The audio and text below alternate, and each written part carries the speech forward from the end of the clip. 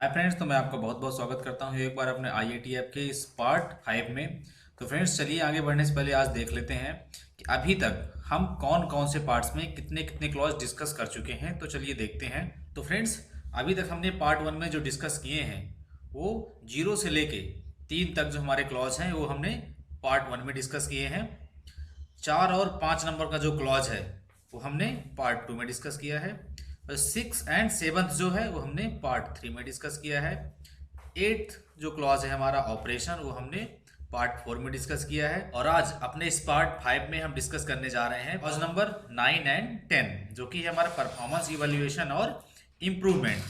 आज अपने इस पार्ट में हम जानेंगे कि परफॉर्मेंस इवेल्युएशन कैसे करना है और इम्प्रूवमेंट के लिए आईआईटी ने क्या क्या गाइडलाइंस बताई हुई हैं। तो चलिए आगे चलते हैं और जानते हैं क्लॉज नंबर 9 के बारे में। तो फ्रेंड्स, चलिए ब्रीफली एक बार देख लेते हैं क्लॉज नंबर 9 में क्या क्या रिक्वायरमेंट्स दी हुई हैं। तो फ्रेंड्स, क्लॉज नंबर 9 में परफॉर्मेंस इवेल्युएशन बेसिकली हमारे 3 क्लॉज हैं और इनमें सब में सब क्लॉजेज हैं, जिसमें हमारा पहला है परफॉर्मेंस इवेल्युएशन, सेकंड है इंटरनल ऑडिट एंड थर्ड है मैनेजमेंट रिव्यू।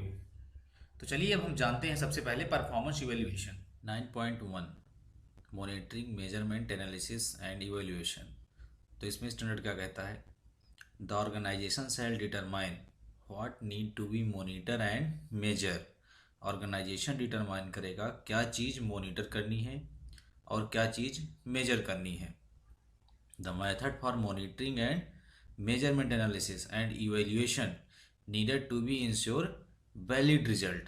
और जो भी हमारी मेथड है मॉनिटरिंग की, मेजरमेंट की और एनालिसिस करने की, ये ऑर्गेनाइजेशन इंश्योर करेगा कि वो जो भी रिजल्ट दे वो रिजल्ट वैलिड हो। Then the organisation shall evaluate the performance and effectiveness of the quality management system. And ये सारी जो एक्टिविटी आप करोगे वो क्या करना है? डॉक्यूमेंटेड करनी है और वो आपको रखना है। The organisation shall retain appropriate documented information of the results. जो भी आपके मॉनिटरिंग और मेजरमेंट्स के जो भी आपके रिजल्ट आएंगे, जो भी आप एनालिसिस करोगे, जो भी आप वैलिडेशन करोगे, उसके जितने भी रिजल्ट आपके आएंगे, जो भी आप इफेक्टिवनेस किसी की मेजर कर रहे हो या मॉनिटर कर रहे हो, तो उनके सबके रिजल्ट्स जो हैं आपको डॉक्यूमेंटेड करके रखने हैं। देन है फिर दोस्तों कस्टमर सेटिस्फेक्शन। तो कस्टमर सेटिस्फेक्शन के लिए क्या कहता है standard? The organisation shall monitor customer perceptions of the degree to which their need and expectation have been fulfil. तो ऑर्गेनाइजेशंस को कस्टमर मॉनिटरिंग का बढ़िया सिस्टम बनाना है और उसको देखना है कि जो कस्टमर का परसेप्शन है, जो उसकी नीड्स हैं, वो हम कहाँ तक फुलफिल कर पा रहे हैं और कहाँ फुलफिल नहीं कर पा रहे हैं, कहाँ पे गैप है, वो चीज़ सारी मॉनिटर करनी है।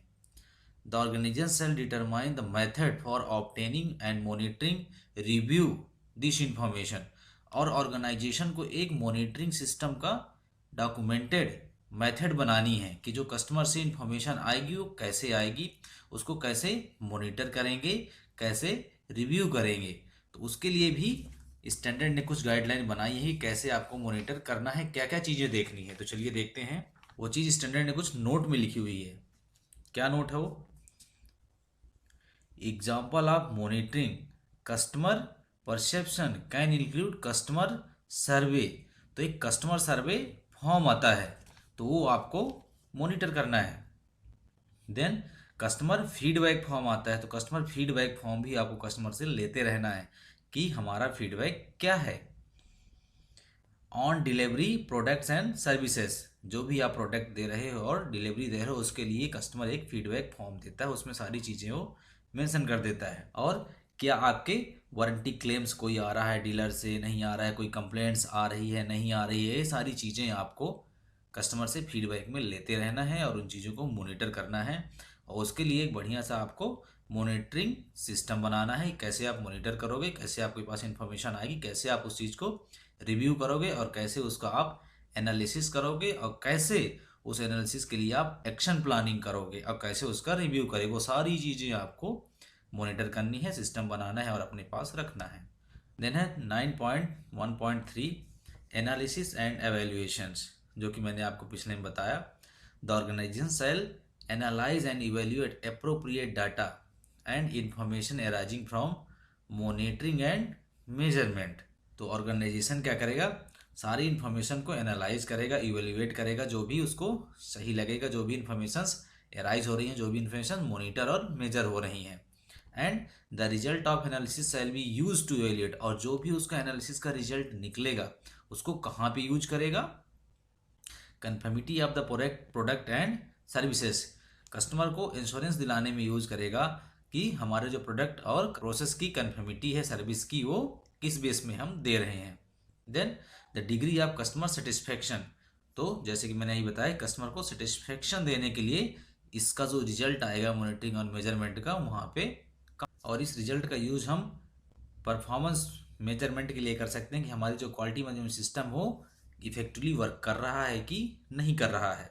Then E planning has been implemented effectively, और जो प्लानिंग है हमारी इफेक्टिवली इम्प्लीमेंटेड हो रही है कि नहीं हो रही है।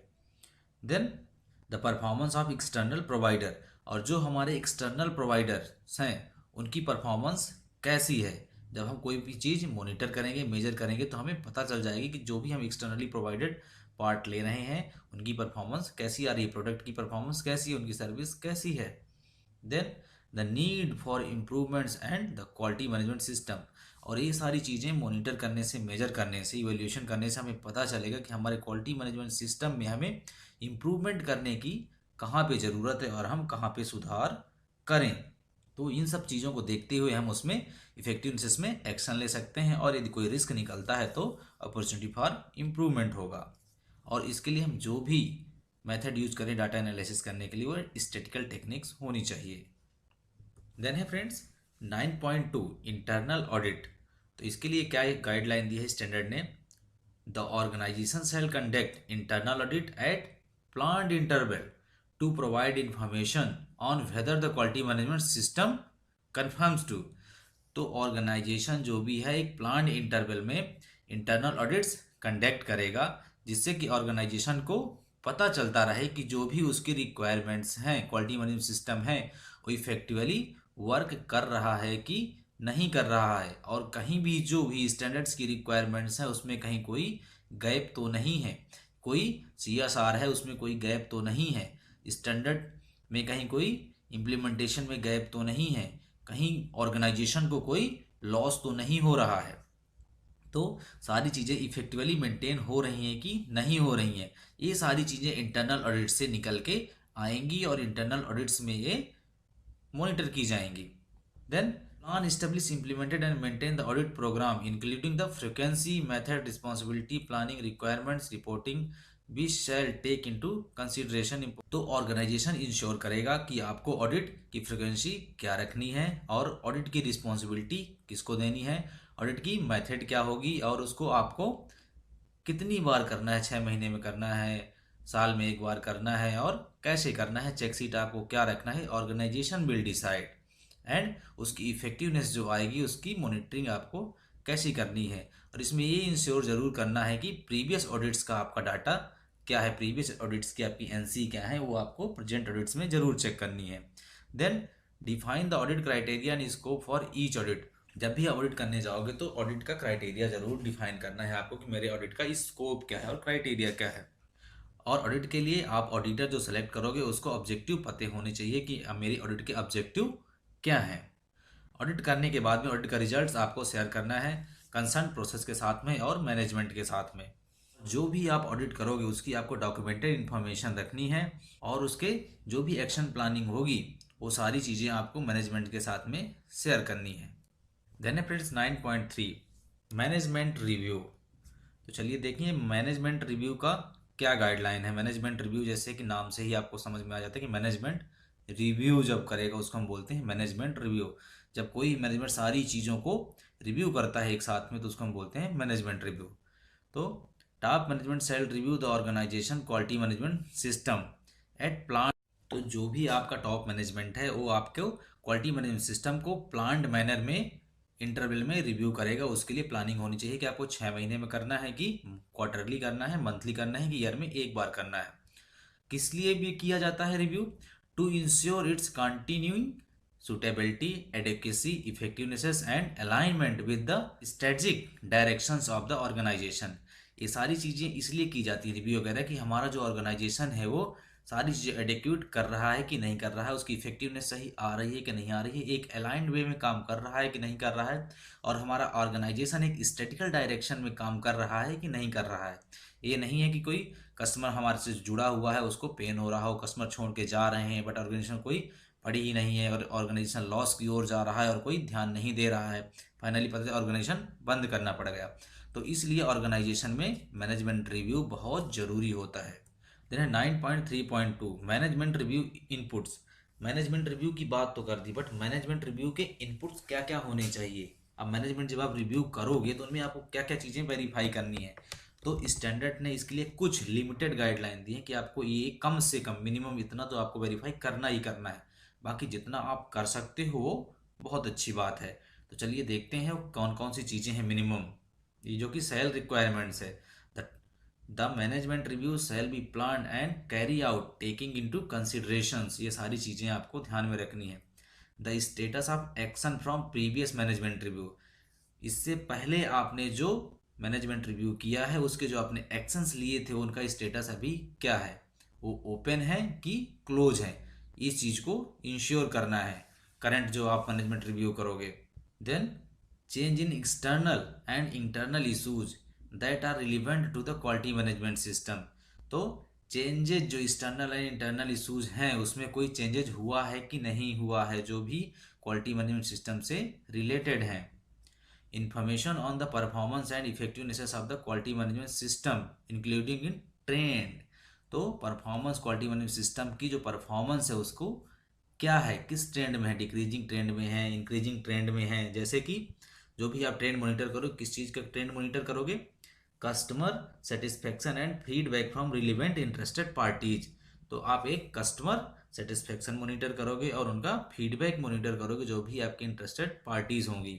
The extent to which quality objective have been met, और जो भी आपकी क्वालिटी ऑब्जेक्टिव है वो मीट हो रहे हैं कि नहीं हो रहे हैं वो आप मैनेजमेंट रिव्यू में चेक करोगे और रिव्यू करोगे।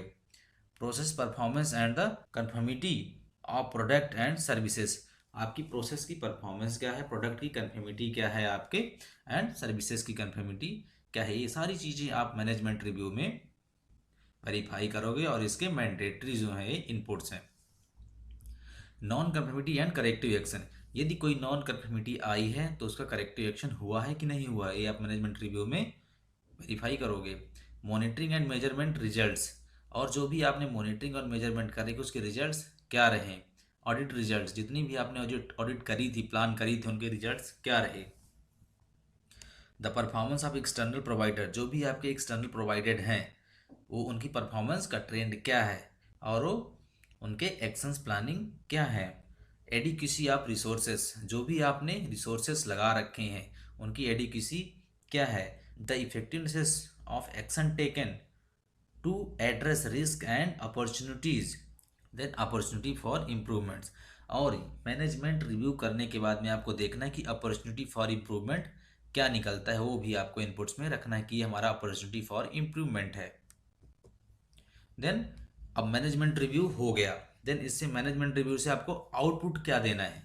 चलो हमने मैनेजमेंट रिव्यू रखा और हमारा आउटपुट अब मैनेजमेंट रिव्यू में ये रहा, तो आपको उसके लिए मैनेजमेंट रिव्यू में आउटपुट भी देना है, जिसमें कि कौन चीज़ मैंडेटरी है। The output of the management review shall include the output of management review shall include decision and action related to, तो जो भी आपका आउटपुट होगा वो डिसीजन और एक्शन रिलेटेड होना चाहिए। जैसे कि अपॉर्चुनिटी फॉर इम्प्रूवमेंट्स, रिव्यू करने के बाद में कौन कौन सी अपॉर्चुनिटी मिली है जो कि हमें इम्प्रूवमेंट जहाँ पे हम कर सकते हैं। Any need for changes to the quality management system, quality management system में कोई चेंज करने की ज़रूरत है कि नहीं है। एंड रिसोर्सेज नीडेड, हमको कोई रिसोर्स की ज़रूरत तो नहीं है, कहाँ कहाँ पे हमें सोर्सेज की ज़रूरत है।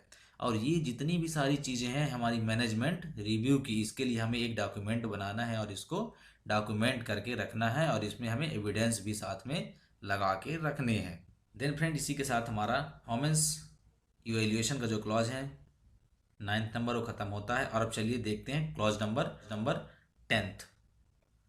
तो क्लॉज नंबर 10th हमारा क्या है, हमने परफॉर्मेंस को इवेल्युएट कर लिया है, तो देन अब हमें इम्प्रूवमेंट करना है कोई भी इवेल्युएशन करने के बाद हम उसमें हमेशा इम्प्रूवमेंट करते हैं। तो चलिए देखते हैं कि भाई इम्प्रूवमेंट के क्लॉज में कितने क्लॉजेज हैं। तो बेसिकली क्लॉज नंबर 10 में हमारी इम्प्रूवमेंट में 3 क्लॉज हैं, जिसमें कि सब क्लॉजेज हैं। जैसे कि पहला हमारा है जनरल्स, देन दूसरा है non conformity and corrective action, और थर्ड है कंटिन्यूअल इम्प्रूवमेंट। तो चलिए सबसे पहले देखते हैं फर्स्ट 10.1। तो 10.1 क्या है? General. The organisation shall determine and select opportunity for improvement and implement any necessary action to meet customer requirements and enhance customer satisfaction।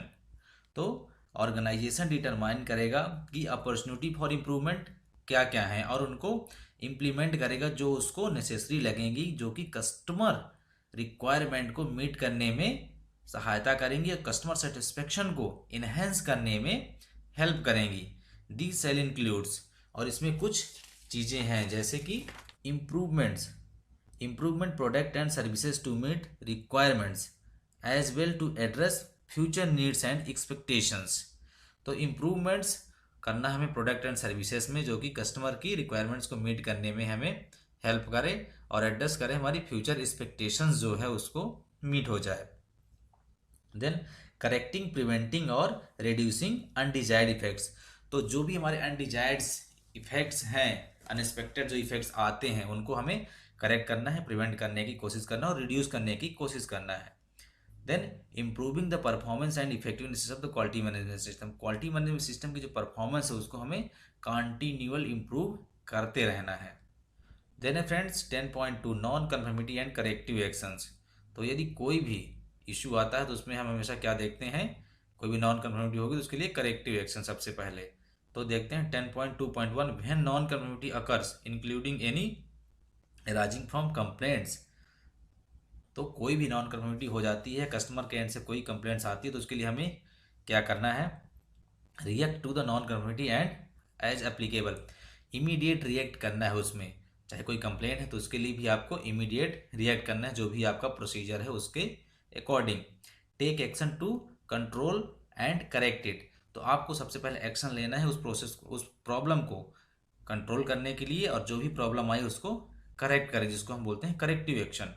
Then deal with the consequences, और जो भी उसके कॉन्सिक्वेंसेस हो सकते हैं उससे आपको डील करनी है, बात करनी है। यदि कस्टमर कंप्लेन है तो कस्टमर से बात करनी है, कैसे उसको रिजॉल्व करना, वो सारी चीज़ें आपको बात करनी है।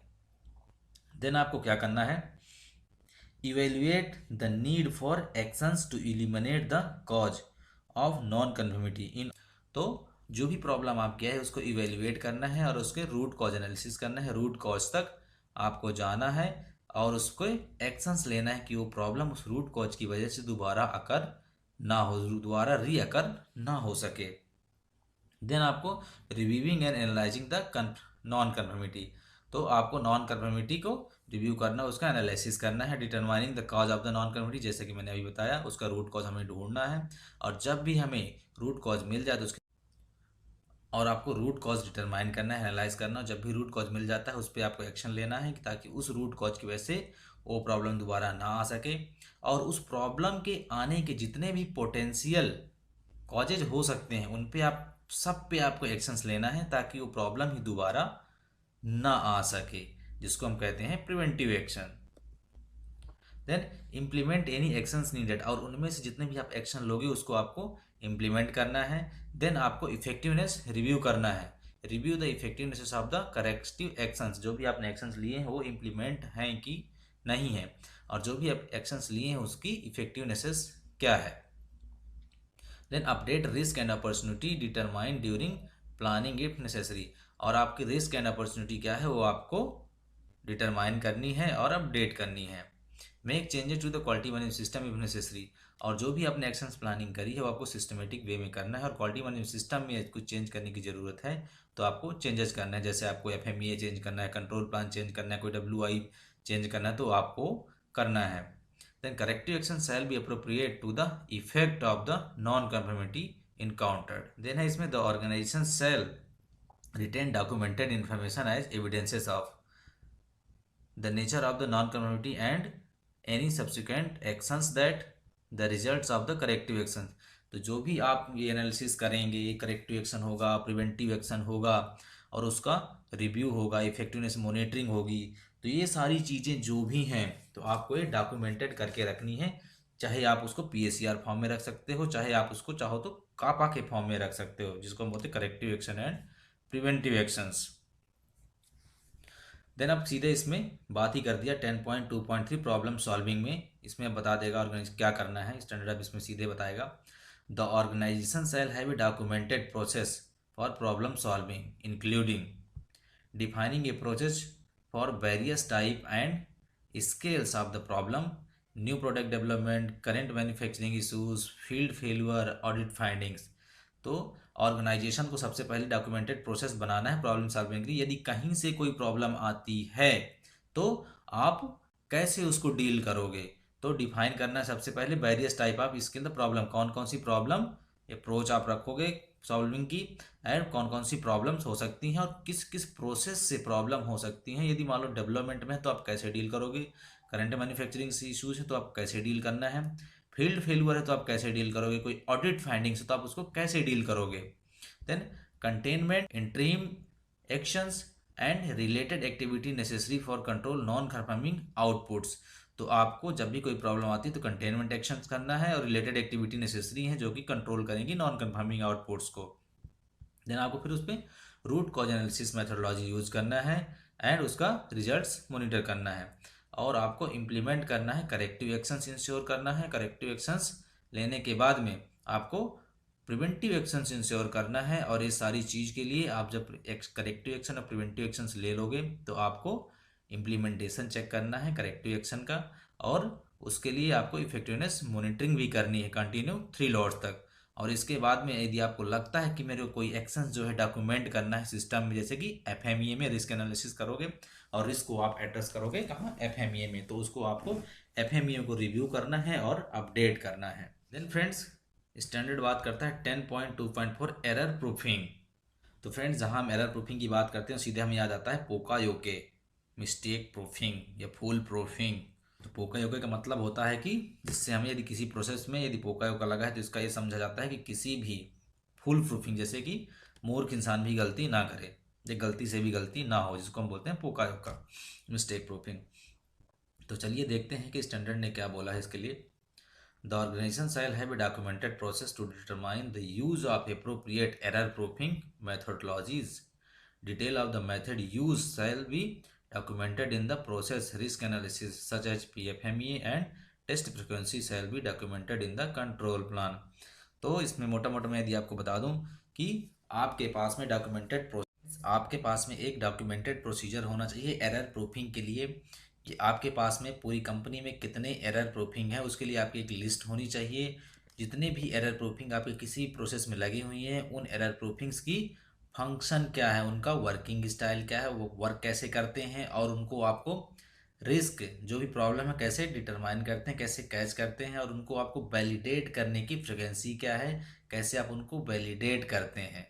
तो ये सारी चीज़ें जो है आपको डॉक्यूमेंटेड प्रोसीजर में लिखी हुई होनी चाहिए, और पोकायोका की मास्टर लिस्ट होनी चाहिए, और उनका डेली आपके पास में एक चेक सीट होनी चाहिए जिसमें आप चेक कर सको और उनका रिकॉर्ड रख सको। और यदि आप कोई रिलेटेड हैं कि आप उनको कैलिब्रेट करवाना है या वेरिफिकेशन करवाना है तो उसका भी आपके पास में रिकॉर्ड होना चाहिए। देन फ्रेंड्स है 10.2.5 वारंटी मैनेजमेंट सिस्टम। तो ये भी कस्टमर से रिलेटेड है। When the organization is required to provide warranty for their products the organisation shall implement warranty management system. तो यदि हम अपने प्रोडक्ट्स की कोई वारंटी देते हैं अपने कस्टमर को तो उसके लिए हमारे पास में एक सिस्टम होना चाहिए जिसमें कि the organisation shall include in the process and method for warranty parts analysis including NTF, no trouble found, when specified by the customer the organization shall implement the required warranty management process। तो यदि आप customer से specified है किसी में कि उसको warranty चाहिए तो आपके पास में वारंटी मैनेजमेंट सिस्टम का एक प्रोसीजर होना चाहिए, और इसमें कि डिफाइन होना चाहिए NTF, no trouble found, proper अच्छे तरीके से डिफाइन होना चाहिए। Then friends 10.2.6 customer complaint and field failure test analysis की। यदि आपके पास में कोई कस्टमर कंप्लेंट आती है तो आपके पास में कैसे हैंडल करोगे, कोई टेस्ट फेल्यूर कोई फील्ड फेल्यूर आता है तो आप उसको कैसे हैंडल करोगे। Then the organisation shall perform analysis on the customer complaints and field failure. Including any return parts and and shall initiate problem solving and corrective actions prevent recurrence. जैसे कि अभी हमने पहले बात करी थी कि यदि कोई चाहे कस्टमर कंप्लेन आए, चाहे कोई फील्ड फेलियर आए, चाहे कोई रिटर्न्स आए, उसके लिए आपको एनालिसिस, प्रॉब्लम एनालिसिस करना ही करना है कि क्यों आया है, और उसके लिए आपको करेक्टिव एक्शंस भरना है, करेक्टिव एक्शन सबमिट करना है, और उसके लिए आपको प्रिवेंटिव एक्शन सबमिट करना है कस्टमर के लिए। और वो सारी चीज़ों को आपको डॉक्यूमेंटेड करके अपने पास में रखना है। were requested by the customer, this shall be include analysis and interactions of embedded software। और यदि आप कोई सॉफ्टवेयर यूज करते हैं तो सॉफ्टवेयर के केस में भी आपको ऐसे ही करना है। और ये सारी चीज़ें जितना भी होगा, ये सारा कम्युनिकेशन जो है आपको कस्टमर के साथ में शेयर करना है। जैसे कि यदि हम सिंपल वे में यदि बताऊँ, कोई कंप्लेंट आती है तो हम कस्टमर को क्या देते हैं, कापा। अभी तो कस्टमर चाहे अपने फॉर्म में मांगे, कोई एडी मांगे, पीएसीआर मांगे, ए3 मांगे, तो हम उसके फॉर्म में देते हैं, नहीं तो अपने जो भी हमारा इंटरनल फॉर्मेट होता है उसमें भर के देते हैं। Then friends 10.3 continual improvement. The organization shall continually improve the suitability, adequacy and effectiveness of the quality management system। तो ऑर्गेनाइजेशन जो है कंटिन्यूली इम्प्रूव होना चाहिए, ऑर्गेनाइजेशन की सुटेबिलिटी, एडेक्वेसी एंड उसकी इफेक्टिवनेस जो भी है क्वालिटी मैनेजमेंट सिस्टम की। The organisation shall consider the result of the analysis and evaluation and the outputs from management review to determine if there are need और opportunity that shall be address as part of continual improvement. तो ये सारी चीज़ें कहाँ से निकल के आती हैं, जब हम मैनेजमेंट रिव्यू करते हैं तो वहाँ से सारी चीज़ें निकल के आती हैं कि हमारी सुटेबिलिटी कितनी है, एडोकेसी कितनी, इफेक्टिवनेस कितनी है हमारे क्वालिटी मैनेजमेंट सिस्टम की। और यदि कोई चीज़ें हमें वहाँ से कंसीडर करने की ज़रूरत हो तो हम उसमें कंसीडर करते हैं और उसमें कंटिन्यूअल इम्प्रूवमेंट धीरे धीरे करते रहते हैं। देन है कंटिन्यूअल इम्प्रूवमेंट में एक सप्लीमेंटल दे दिया है IATF ने। तो क्या कहता है, the organisation shall have documented process for continual improvement. तो अब आपको मैंडेटरी हो गया कि कंटिन्यूअल इम्प्रूवमेंट के लिए आपको एक डॉक्यूमेंटेड प्रोसीजर भी बनाना है, जिसमें से आपको आइडेंटिफाई करना है कि identification of the methodology, use objective measurement, effectivenesses and documented informations. तो आपको अब क्या मेथोडोलॉजी आप यूज कर रहे हो कंटिन्यूअल इम्प्रूवमेंट के लिए, और ऑब्जेक्टिव मॉनिटरिंग के लिए, मेजरमेंट के लिए, और इफेक्टिवनेस मेजरमेंट के लिए आप क्या मेथोडोलॉजी यूज कर रहे हो, वो आपको डॉक्यूमेंटेड इन्फॉर्मेशन के तौर पे रखनी है। Then manufacturing process improvement action plan with emphasis of the reduction of process variation and waste. और मैन्युफैक्चरिंग प्रोसेस का आपका इंप्रूवमेंट ट्रेंड क्या है वो आपको मॉनिटर करना है, और वेस्ट रिडक्शन का ट्रेंड क्या है वो आपको मॉनिटर करना है। तो आपकी प्रोसेस का जो वेस्ट रिडक्शन का ट्रेंड है वो रिडक्शन ट्रेंड में है कि नहीं है वो आपको मॉनिटर करना है, और जो आपका इंप्रूवमेंट का ट्रेंड है वो अप ट्रेंड में है कि नहीं वो भी आपको मॉनिटर करना है। और रिस्क एनालिसिस आप जो भी करोगे वो आपको FMEA के फॉर्म में रखना ही रखना है। मिनिमम आपको FMEA तो होना ही होना चाहिए हर एक प्रोसेस का। तो फ्रेंड्स ये IATF का part 5 performance evaluation and improvements आपको कैसा लगा, आप मेरे को कमेंट सेक्शन में लिख के ज़रूर बताइएगा। और हाँ, यदि वीडियो अच्छा लगा हो, आपके लिए इन्फॉर्मेटिव हो, तो आप वीडियो को लाइक कर दीजिएगा। और हाँ, अपने दोस्तों के साथ ज़रूर शेयर करिएगा ताकि वो भी इस वैल्यूएबल नॉलेज का अपने करियर में यूज कर सकें। और कमेंट सेक्शन में हाँ जब मेरे को ज़रूर लिख के बताइएगा कि ये पार्ट आपको कैसा लगा। और हाँ, यदि आप कोई और ऐसे ही रिलेटेड इन्फॉर्मेटिव वीडियो मेरे से चाहते हैं तो कमेंट सेक्शन में लिख के ज़रूर बताएं। डेफिनेटली मैं आपके लिए वो सेशन लेके आऊँगा। और हाँ, इस वीडियो से रिलेटेड आपकी कोई क्वेरी है तो आप कमेंट सेक्शन में लिख के मेरे को बता सकते हैं। यदि इस वीडियो से रिलेटेड, इस क्लास से रिलेटेड आप कोई डॉक्यूमेंट चाहते हैं, कोई सेशन चाहते हैं आप मेरे से, तो आप मेरे को कॉल करके या मेरे को व्हाट्सएप करके बता सकते हैं, या कमेंट सेक्शन में मेरे को कमेंट करके बता सकते हैं। कोई भी फॉर्मेट आपको चाहिए, पोकायो का चाहिए, एरर प्रूफिंग का चाहिए, रिस्क एंड अपॉर्चुनिटी एड्रेस करने का चाहिए, या आपको कोई स्किल मैट्रिक्स का चाहिए, परफॉर्मेंस इवेल्युएशन का चाहिए, तो आप मेरे से डायरेक्ट बात कर सकते हैं और मैं आपको सिंपल कॉस्ट में, जो भी रीजनेबल कॉस्ट है उसमें मैं आपको प्रोवाइड करवा दूंगा। उसके लिए आपको कोई टेंशन लेने की ज़रूरत नहीं है। तो फ्रेंड्स, आपसे मेरी यही रिक्वेस्ट है, यदि आपको मेरा ये वीडियो अच्छा लगा हो तो लाइक कर दें। और हाँ, यदि आप मेरे अभी नए व्यूअर हैं तो चैनल को ज़रूर सब्सक्राइब कर लें और बेल आइकॉन का बटन प्रेस करके नोटिफिकेशन ऑन कर लें ताकि हर एक मेरे वीडियो की अपडेट आपको मिल जाया करे। तो फ्रेंड्स, मेरे साथ बने रहने के लिए आपका बहुत बहुत धन्यवाद।